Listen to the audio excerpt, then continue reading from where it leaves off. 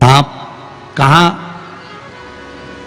ये वाणी बोल पाता है? मनुष्य की वाणी को कैसे बोल पाएगा? इस मनुष्य की वाणी को कैसे सर्प बोल सकता? पर सर्प ने आवाज लगाई, शंख मुनि रुके। रुके तो शंख मुनि ने उस सर्प से पूछा कि क्या बात है?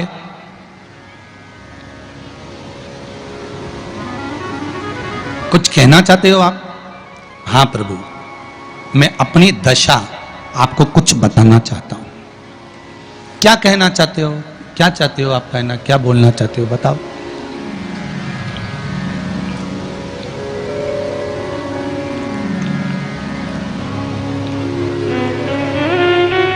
क्या बोलना चाहते हो बोलिए। तो कहा महाराज, पूर्व समय में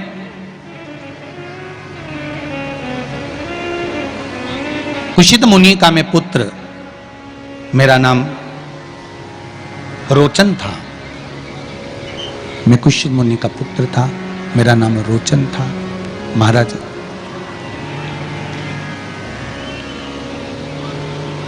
एक मुनि का पुत्र होने के साथ में मेरा मन कभी सत्संग में, कभी भजन में, कभी कीर्तन में, कभी स्मरण में, कभी भक्ति में नहीं लगा।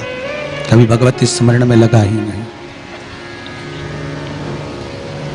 भगवत कीर्तन में मेरा मन पहुंचा ही नहीं। सारे बेकार कर्म में मैं लगा रहता। सब बेकार कर्म मेरे हाथ के द्वारा होते।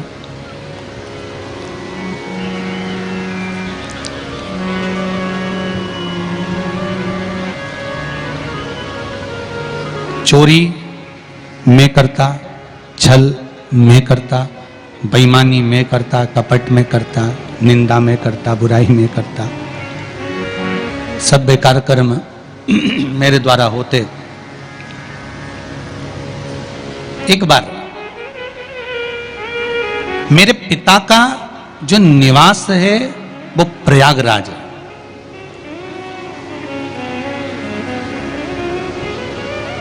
आप किस जगह पर रह रहे हो और वहां की धरा क्या कह रही है?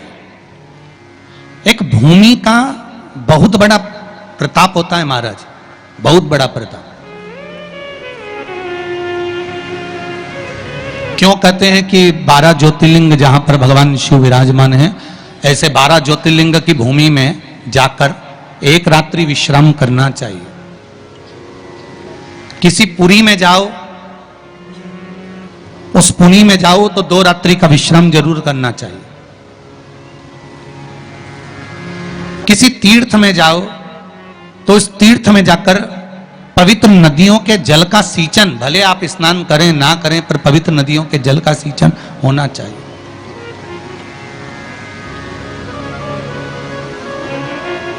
क्यों कहा जाता है कि इतनी पवित्र नदियों का सींचन करिए, जल का सींचन करिए, पुरियों के जाकर निवास करिए। 12 ज्योतिर्लिंग की भूमि पर जाकर आप वहां पर 12 ज्योतिर्लिंग की भूमि पर जाकर एक रात्रि विश्राम करिए। क्यों कहा जाता है?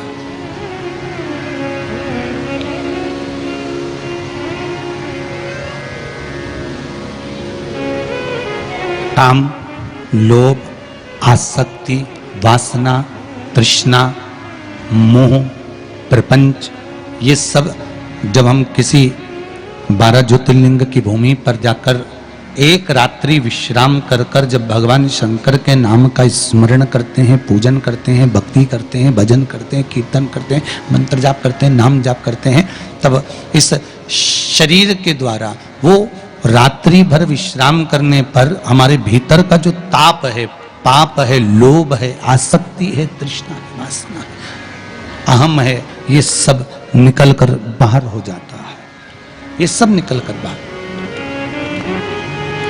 जैसे भट्टी के अंदर लोहे को पकाया जाता है और फिर निकाला जाता है, तो लोहे को जिस आकृति में ढालना होता है उस आकृति में लोहा ढल जाता है। उसी तरह जब हम 12 ज्योतिर्लिंग में से किसी एक ज्योतिर्लिंग की भूमि पर जाकर रात्रि विश्राम करते हैं तो हम भी भगवान शंकर के आशीर्वाद से निखर कर बाहर निकल कर आते हैं, निखर कर बाहर।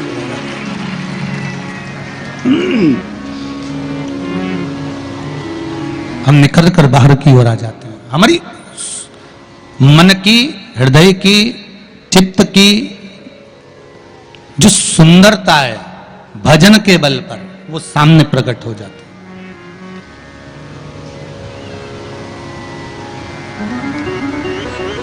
वो सम्मुख में प्रकट हो जाती है।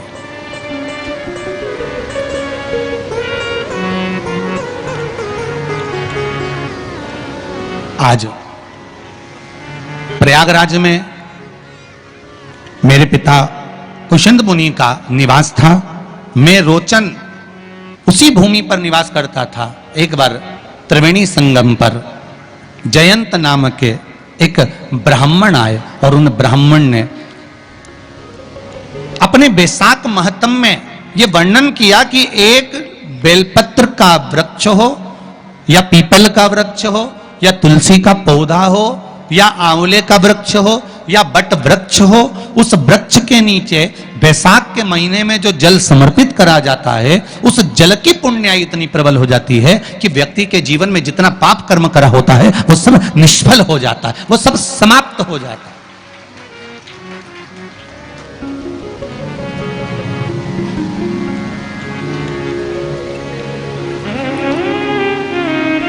एक हरिचंदन का वर्णन आपको पहले कथा में करा है, सुना है आप लोगों ने कि नहीं सुना है? किस किसने सुना, जरा हाथ उठाओ। हरिचंदन का वर्णन करा था। ध्यान होगा कि तुलसी की लकड़ी जब सूख जाती है तो उस तुलसी की सूखी हुई लकड़ी को घिसकर चंदन बनाया जाता है और उस चंदन को कार्तिक महीने में भगवान ठाकुर जी को, लड्डू गोपाल को, भगवान कृष्ण को, राम को या शालिग्राम भगवान को वो चंदन लगाया जाता है। तो उस चंदन की महत्वता इतनी प्रबल होती है, उस चंदन की इतनी प्रबल महत्वता होती है कि उस चंदन को जब भगवान पर लगाते हैं और लगाया हुआ चंदन हमारे हाथ में जो रह जाता है उसको संभाल कर रख लेते हैं। वही चंदन जब किसी बच्चे को निमोनिया हो जाता है या ठंड की शिकायत हो जाती है या उसकी श्वास चलने लगती है या उसका दम भराने लगता है, बच्चा की पसली चलने लगती है, तब केवल उस चंदन को कंठ पर लगा दिया जाता है तो 20 से 25 मिनट के अंदर वो बच्चा ठीक हो जाता है। उसकी इतनी प्रबलता होती है हरिचंदन। शंभु शंभु हरिचंदन की इतनी महत्वता होती है। अब तुलसी की जड़ को घिसकर उसका चंदन बनाकर भगवान को लगाना, वो हरिचंदन। उसी तरह यहां जयंत के मुख से, जयंत ब्राह्मण के मुख से सुना जा रहा है कि बैसाख महीने में पवित्र वृक्ष के जड़ में एक लोटा जल समर्पित कर देने पर और वहां की जो रज है उसको मस्तक पर चढ़ा लेने पर 84 लाख योनियों से मुक्ति मिल जाती है। 84 लाख योनियों से। आप में से कितनी माताएं या कितने भाई लोग बैठे हैं जो शंकर जी के मंदिर पर जाते हैं और मंदिर पर जब जाते हैं वापिस जब लौट कर आते हैं तो मंदिर की चौखट का स्पर्श कर कर अपने मस्तिष्क पर उस रज को लगाते हैं? आप में से कितने लोग हैं? हैं बहुत सारे, ठीक है। अब जितने लोगों ने हाथ उठाया और नियम से अगर शंकर मंदिर की दरवाजे की चौखट पर भगवान शंकर को जल चढ़ाने के बाद जब आप लौट कर आ रहे हैं और उनकी चौखट पर आपने हाथ फेर कर अपने मस्तिष्क पर उस रज को लगाया है, वो धीरे धीरे अपने भाग्य की ओर देखते हैं। तारीख लिख लेना कि मैंने इतनी तारीख से मंदिर जाना चालू करा, इतनी तारीख से मैं ये काम कर रहा हूं और इतनी तारीख तक मुझे ये फल की अनुभूति हुई। ये देखिए उस एक बेलपत्री और चंदन का फल किसी ने भेजा है, देखिए जरा। एक्सरे भी लगा दिया हो, पर हम डॉक्टर नहीं है।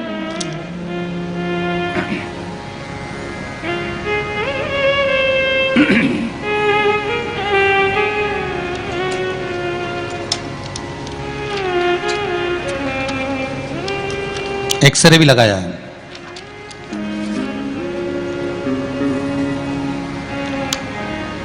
मेरा नाम गोपाल पोरवाल है। अरिहंत परिसर कालका माता मंदिर के पीछे रतलाम से हूं मैं। कहीं बैठे हो आप ही हैं? दोनों हाथ हिला दीजिए एक बार। हर हर महादेव। गुरुदेव, मेरे गले की हड्डी और टॉन्सिल बढ़ी गई थी। मैं 3 साल से बहुत परेशान हो रहा था। मैंने बहुत इलाज करवाया। मैंने 1 साल पहले बड़ौदा हेलो मैंने 1 साल पहले बड़ौदा के नरियाद में गले के जो स्पेशलिस्ट हैं उनको भी दिखाया, पर कोई फायदा नहीं हुआ।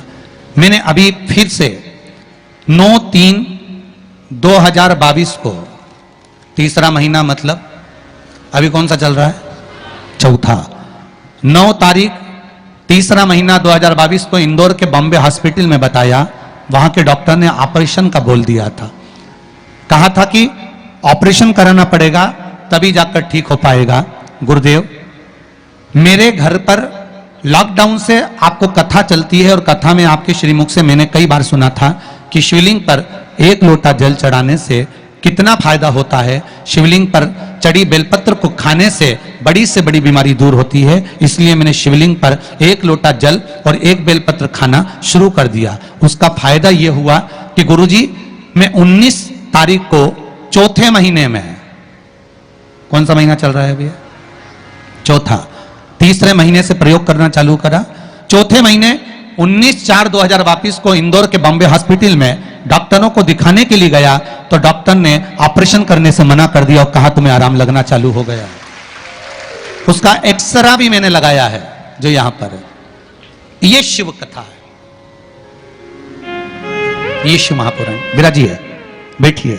हर हर महादेव। शंकर का अनुमोदन, शंकर का स्मरण, शिव भक्ति, शंकर की भक्ति, शिव की भक्ति आप जिस भाव से, जिस हृदय से, चित्त से, मन से, दिल से करते हो, शिव आपके लिए वो कामना पूर्ण करता ही है। मेरा ओघड़दानी है मेरा शंकर, मेरा शिव ओघड़दानी है। शंभो शरणे पड़ी मांगू घड़ी रे घड़ी, दुख काटो दया करी न दर्शन आपो। भगवान शिव से दिल से कहो।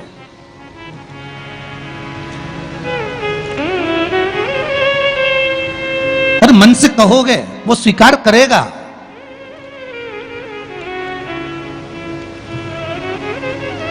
एक बेलपत्री के महत्व को समझना है हमको। केवल एक बेलपत्र। और मेरा कई मंदिरों से और मंदिर के अगर कई ट्रस्टी बैठे हो उनसे सबसे निवेदन है, जो बेलपत्र ज्यादा चढ़ गई हो उसको सुखा लो, पाउडर बनाओ, पुड़िया बनाओ और प्रसाद के रूप में बांटना प्रारंभ करिए। आप उसका फल देखोगे तो आनंद की अनुभूति हो जाएगी। हमें फेंकना नहीं है, हमें उसको निर्माल्य में डालना नहीं है, हमें उसको किसी नदी तालाब में पटकना, हमें उसको जल को समझना है, हमको उसको जल से महत्व को समझना है।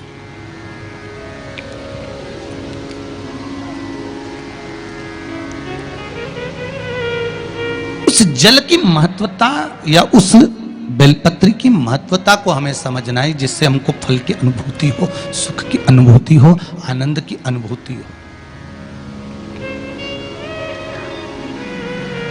महाराज, मैंने जयंत ब्राह्मण के मुख से कथा सुनी, जल के महत्व को सुना। पवित्र वृक्ष के जड़ में जल चढ़ाने के महत्व को मैंने श्रवण किया। जल के शंकर भगवान का अगर कहीं मंदिर है आपके नजदीक में, कहीं पर भी अगर मंदिर है, उसके मात्र शिखर का दर्शन भी आप कर रहे हो ना, उसमें भी आपको सुख का अनुभव हो जाएगा। अभी किसी ने कहा गुरुजी, वो राजस्थान में 300 साल पुराना शिव मंदिर तोड़ दिया, उसके लिए आप कुछ नहीं कहोगे? आप शंकर की कथा करते हो, शिव जी का इतना वर्णन करते हो, शिव मंदिर तोड़ा गया, आप कुछ नहीं कहोगे? हमने काम कहकर क्या करेंगे? वो तोड़ते रहें, हम बनाते रहेंगे, उसमें क्या टेंशन? जमीन के मंदिर तोड़ सकते हो, पर ये सनातनियों के दिल में जो मंदिर बन गया उसको कैसे तोड़ोगे महाराज? कैसे तोड़ोगे? और किस तरह से तोड़ोगे? हमारा तो केवल इतना सा निवेदन था, मंदिर तोड़ना ही था तो कम से कम उसके अंदर जो धरोहर रखी थी 300 वर्ष पुरानी, जिसको पुरातत्व विभाग को देना था, मेरे शंकर, कार्तिकेय, मां, गणेश जी, उनको धीरे से नीचे से हाथ जोड़कर उखाड़ लेते, निकाल लेते और उसको पुरातत्व विभाग को ही दे देते तो भी दिल में प्रसन्नता होती। पर जिसके कर्म का दंड जो भोगेगा। तोड़ो। पर आप लोगों से निवेदन एक है, सभी से, शंकर भगवान के प्रति श्रद्धा, विश्वास, भाव दिल से होना चाहिए। फिर निवेदन करूंगा मेरी जीजियों से, मेरी माताओं से, मेरे भाइयों से, नवयुवक बच्चों से, इतना सा निवेदन है, आप मंदिर भी नहीं जा सकते ना, घर में रहकर भी आप सूर्य नारायण भगवान को जल चढ़ा सकते हो, वो भी नहीं कर सकते तो श्री शिवाय नमस्तुभ्यम मंत्र का जाप कर सकते हो, जिस मंत्र के बल पर आप शंकर को प्राप्त कर सकते हो, शिव को प्राप्त। ये जितने पत्र पढ़े, ये सब ये मंत्र के ही तो बल के हैं, और भी पढ़े अभी तो बहुत सारे हैं। और हम इनको लेकर कक्ष में नहीं जाते, इसी व्यासपीठ पर यहीं रखे रहते हैं, पढ़ सकते हो आप। और जिनको संशय हो, एक एक पत्र में मोबाइल नंबर भी रहते हैं, आप इकट्ठा कर लेना और बाद में भी फोन लगाकर पूछ लेना कहीं सीओर वाले महाराज ने तो नहीं कह दिया था कि पत्र लिख के भेज दो। यही है, यहीं पड़ा हुआ है, यहीं रखा हुआ है। आप तो अपनी भक्ति में लगे रहो, स्मरण में लगे रहो, भक्ति के बल पर लगे रहो। जितना भगवान शिव का स्मरण कर सकते हो, भजन कर सकते हो, नाम जाप कर सकते हो, नाम कीर्तन कर सकते हो, करो। और जीवन को सार्थक बनाने का प्रयास करो, जीवन की सार्थकता आपकी हो।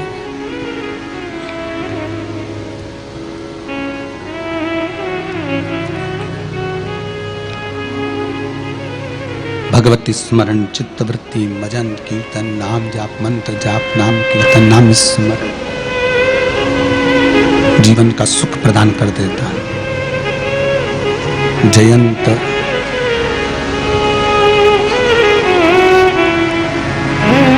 के मुख से मैंने पवित्र वृक्षों का महत्व श्रवण करा। उन पवित्र वृक्षों में लोटा भर के जल चढ़ाने का एक आनंद सुख मैंने श्रवण किया, और उस आनंद सुख के बल पर मैंने जो पाया उसका क्या महत्व कर वर्णन करूं। कहा, रोचन ने कहा,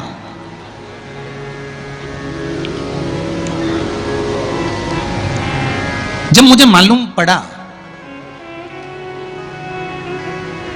जयंत ब्राह्मण प्रवचन कर रहे थे, कथा कर रहे थे, और मैं सारी मंडली को देखकर बड़ा आश्चर्य में पड़ गया कि इतने सारे लोग कथा में कैसे चले जाते हैं।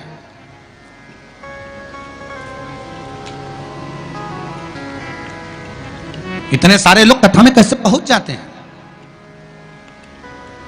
कैसे चले गए, कैसे पहुंच गए।